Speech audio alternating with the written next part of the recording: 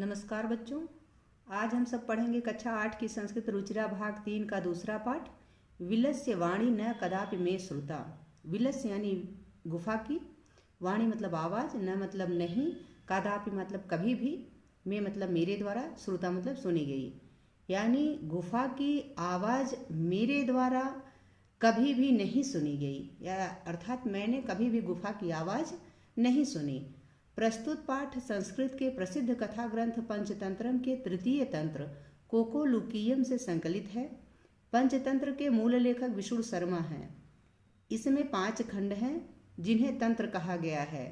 इनमें गद्य पद्य रूप में कथाएं दी गई हैं जिनके पात्र मुख्यतः पशु पक्षी हैं। तो चलिए पढ़ते हैं पाठ। विलस्य वाणी न कदापि में श्रुता। कस्मिंचित वने खर नखरः नाम सिंहः प्रतिवसत अस्म।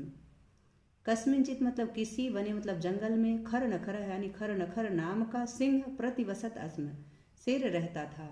किसी जंगल में खर नखर नाम का शेर रहता था। सह कदाचित इतस्ततः परिभ्रमण क्षुधार्त न किंचिद अपि आहारम प्राप्तवान।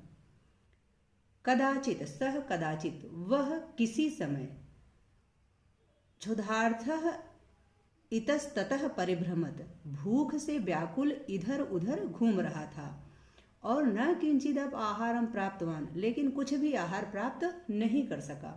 यानी किसी समय एक बार वह भूख से व्याकुल होकर इधर उधर घूम रहा था, परंतु उसे कुछ भी भोजन नहीं प्राप्त हुआ, वह खाने के लिए कुछ भी प्राप्त नहीं कर सका।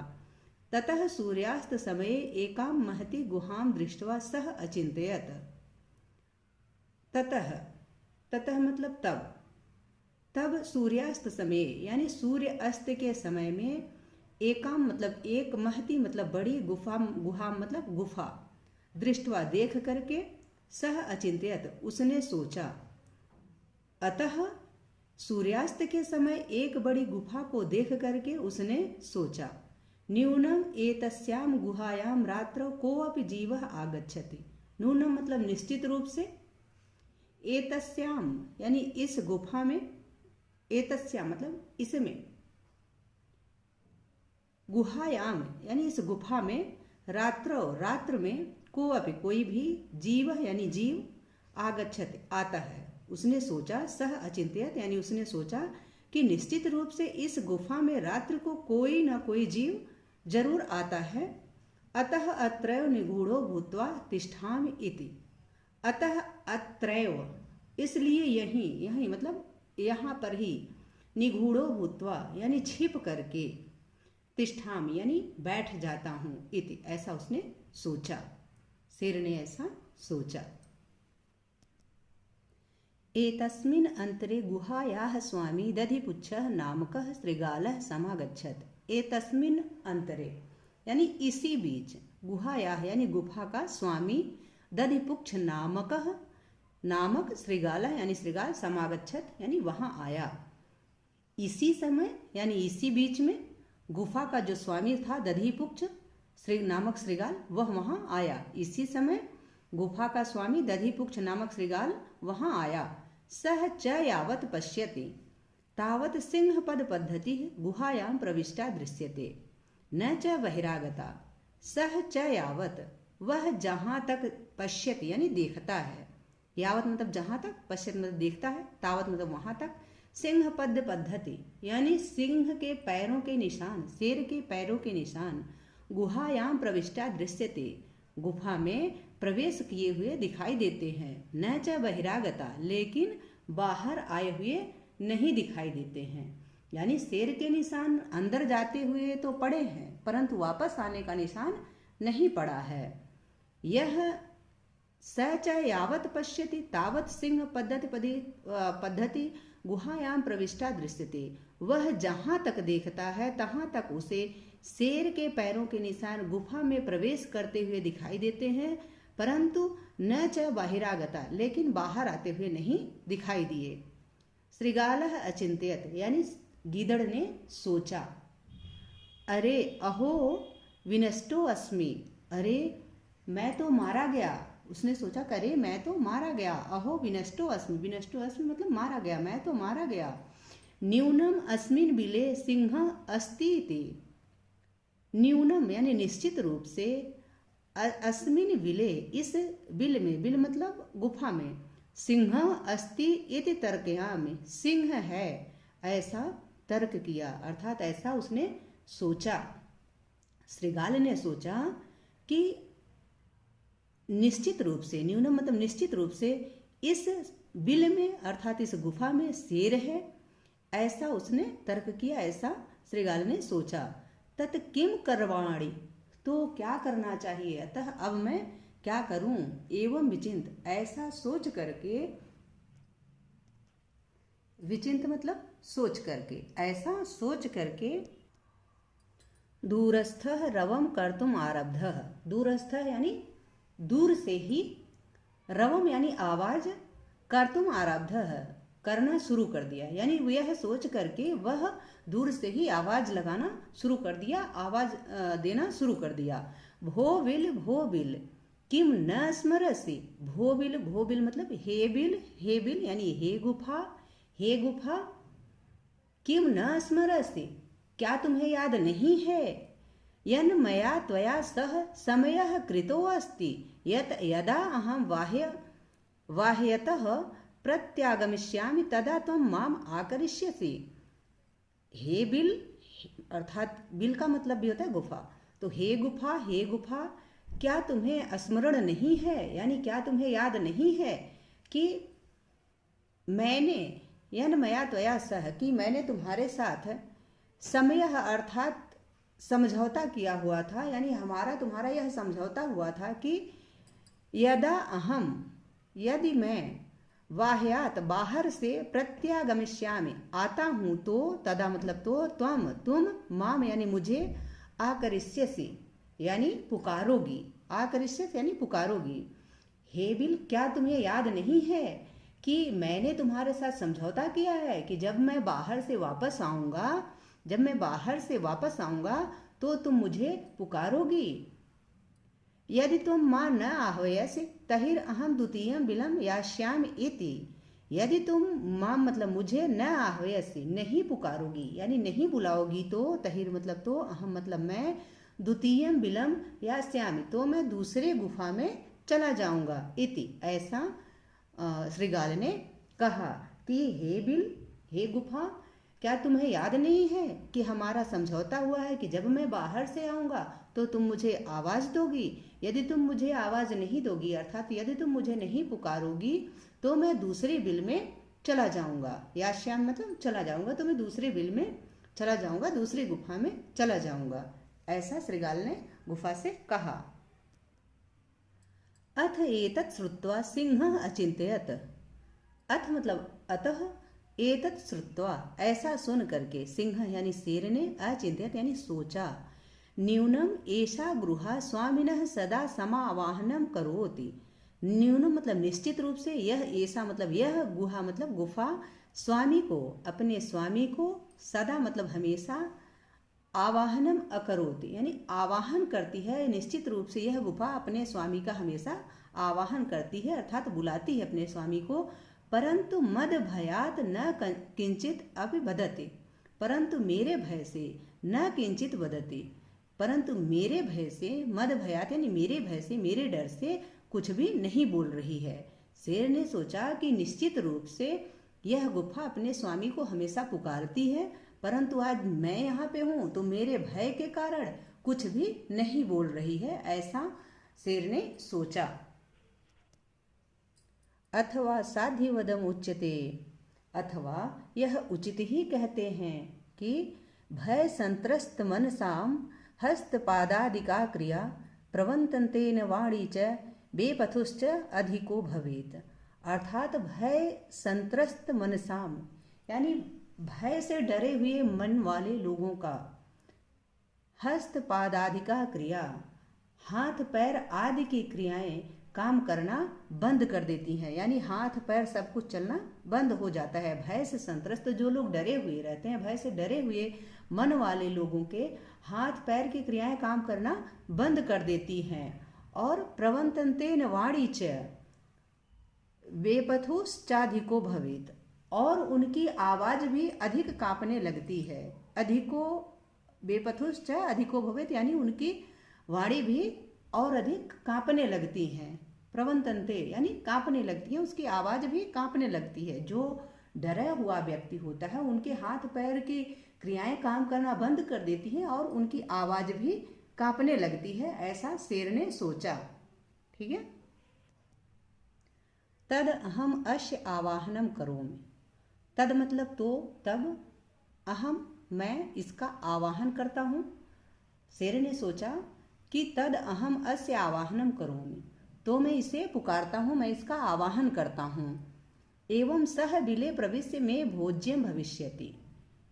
एवं वह गुफा में, इस प्रकार वह गुफा में प्रवेश करके, इस प्रकार वह बिले प्रवेश यानी गुफा में प्रवेश करके मैं भोज्यम भविष्यति, मेरा भोजन बनेगा, अर्थात वह मेरा खाना बनेगा, ऐसा शेर ने अपने मन में सोचा।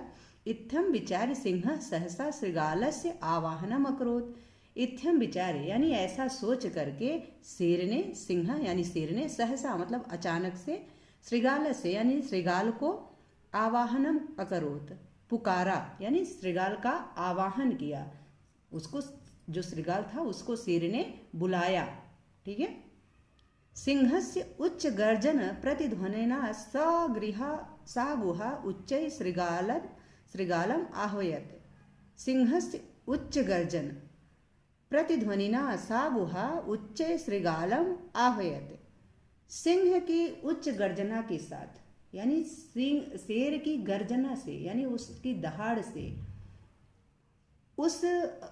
उसकी दहाड़ की जो प्रतिध्वनि होती है उससे उस गुहा ने, यानी उस गुफा ने उच्च श्रृगालम आह्वयत, ऊंचे स्वर में यानी ऊंची आवाज में श्रृगाल को आह्वयत यानी आवाहन किया, यानी श्रृगाल को पुकारा।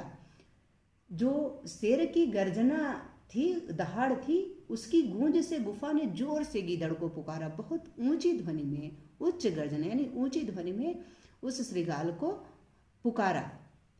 अनेन अनेन अन्य अपि पशवः भयभीता अभवन्। अनेन मतलब इससे, इससे अन्य अपि यानी अन्य भी, जो और भी, पशवः यानी पशु जो भी और भी पशु पक्षी जंगल में थे सारे भयभीता अभवन भयभीत हो गए। इससे जंगल के अन्य पशु भी, इससे जंगल के यानी जो और थे वो पशु पक्षी सभी भयभीत हो गए। और श्रृगालो अपि ततः दूरम पलायमानः इमं पठत। और श्रृगाल भी और गीदड़ भी वहां से दूर भागते हुए यह पढ़ा, इमं पठत यह पढ़ा। और जो श्रृगाल था वह भी, श्रृगालो अपि यानी श्रृगाल भी, ततः दूरम पलायमानः वहां से दूर भागते हुए, पलायमानः यानी दूर भागते हुए, इमं पठत यह पढ़ा, यह कहा। उसने क्या कहा? अनागतम यह कुरुते स शोभते।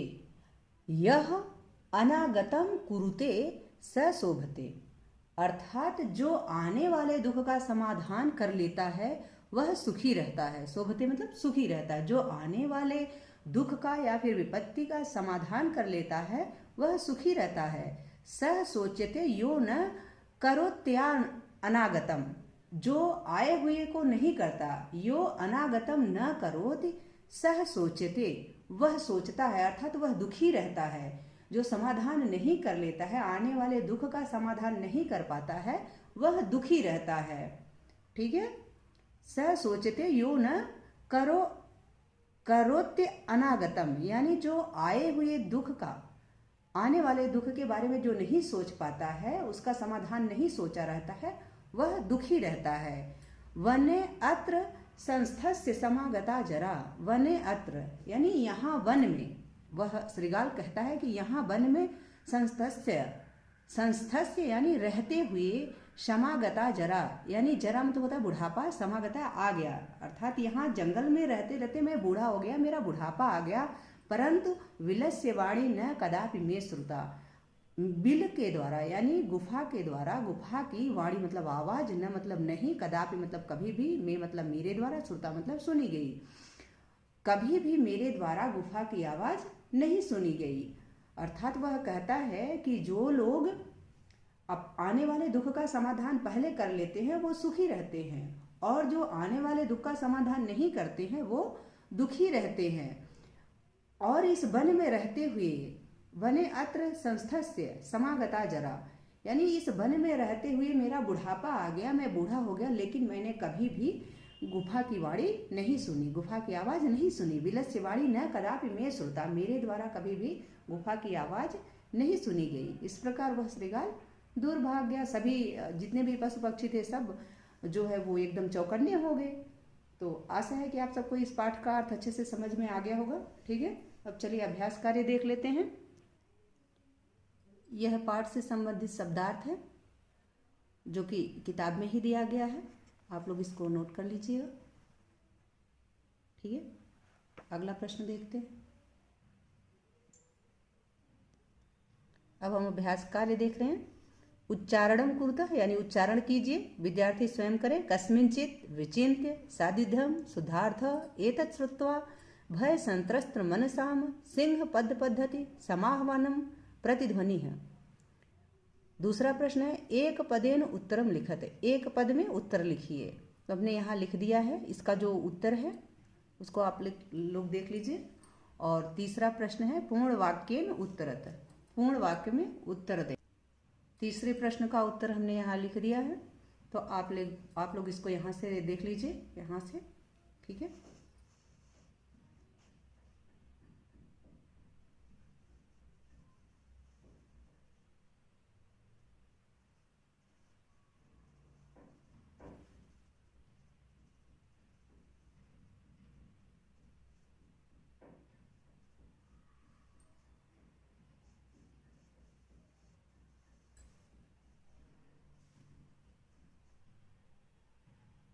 आगे हम दूसरे पेज पे लिखे हुए हैं तो वहां से दिखाते हैं। ठीक है, आगे का इधर है सिंह पद पद्धति गुहायाम प्रविष्टा दृश्यते न च बहिर्गता, यानी सिंह के जो पद चिन्ह हैं वो गुफा में आए हुए तो दिखाई देते हैं परंतु बाहर जाते हुए नहीं दिखाई देते हैं। और सातवां च वाला भी इसी में है। और छठे प्रश्न का उत्तर भी हमने यहाँ पे लिख दिया है। ठीक है, जो छठवां प्रश्न है आपका उसका उत्तर भी हमने यहीं पे लिख दिया है और बुक में भी फिल किया हुआ है, तो आप वहाँ से भी देख लीजिएगा। जो चौथा प्रश्न है रेखांकित पदान आधृत प्रश्न निर्माणम कुरुत, यानी रेखांकित प्रश्नों के आधार पर जो पद दिए गए हैं यहाँ इसके आधार पर प्रश्न का निर्माण करें। तो ये प्रश्न में जहाँ ये भरना है डैश जो लगा हुआ है वहाँ जो लगाना है वो मैंने यहाँ लगा दिया है, आप लोग इसको लिख लीजिएगा। ठीक है, जो अंडरलाइन किया हुआ है क्षुधार्ता की जगह की दृश्य लगेगा, दधिपुच्छ की जगह किम लगेगा, और एशाम की जगह कस्य लगेगा, और हस्त पादादिका की जगह की दृश्या लगेगा, और ग में विलय की जगह कस्मिन लगेगा। ठीक है, यहाँ लगेगा और प्रश्नवाचक चिन्ह लगा के प्रश्न का निर्माण आप लोग कर लीजिएगा। जो पांचवा प्रश्न है उसको देख लीजिए।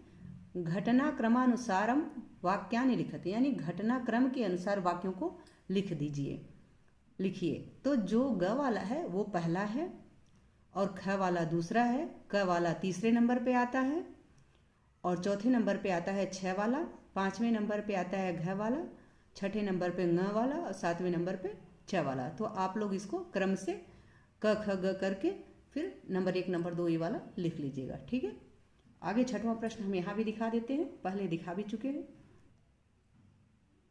ये देख लीजिए।